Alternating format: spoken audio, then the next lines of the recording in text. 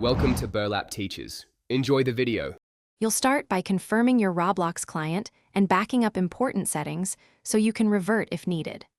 Once done, enable any developer or beta toggles in settings to expose UI options. Next, install a trusted UI extension or place the provided local config file into the Roblox installation folder. Make sure the file path matches exactly and that the client is closed. This prepares the environment for swapping the modern top bar with the legacy layout immediately after. Now you'll replace the current top bar assets with legacy files.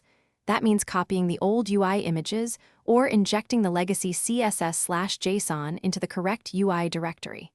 Once files are in place, restart Roblox using admin privileges so the client can load modified assets. When the client restarts, join any game and verify the top bar elements. Friend icons, menu dropdown, and spacing should match the old layout. If elements look off, double-check file names and folder case sensitivity before proceeding. Finish by locking file permissions or marking files read-only to prevent automatic updates from overriding the legacy top bar.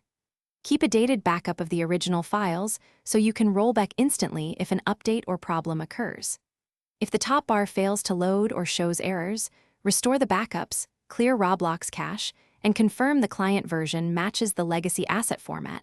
Incompatible versions often cause issues. If problems persist, undo changes and reapply them step by step while watching for error messages. Thanks for watching. Consider subscribing if this video helped you.